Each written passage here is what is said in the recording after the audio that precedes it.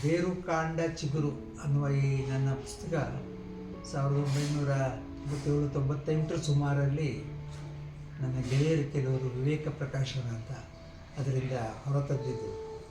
ಆಮೇಲೆ ಈ ಪುಸ್ತಕ ದುರ್ಲಭ ಆಗಿತ್ತು, ಓದೋರಿಗೆ ಸಿಗ್ತಾ ಇರಲಿಲ್ಲ. ನನಗೆ ಈ ಪುಸ್ತಕವನ್ನು ಮತ್ತೆ ಅಚ್ಚು ಮಾಡಬೇಕು ಅಂತ ಅನ್ನುವ ಹೆಚ್ಚಿನ ಆಸಕ್ತಿಯೇನೂ ಇರಲಿಲ್ಲ. ಅದಕ್ಕೆ ಹಲವಾರು ಕಾರಣಗಳಿವೆ.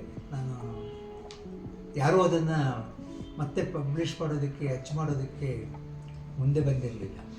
ಆದರೆ ಕಳೆದ 2-3 ವರ್ಷಗಳಿಂದ ಅಮೂಲ್ಯ ಪುಸ್ತಕದ ಕೃಷ್ಣ ಚಂಗಡಿಯವರು ಈ ಪುಸ್ತಕವನ್ನು ಮತ್ತೆ ನಾನು ಅಚ್ಚು ಮಾಡ್ತೀನಿ ಅಂತ ಮುಂದೆ ಬಂದರು.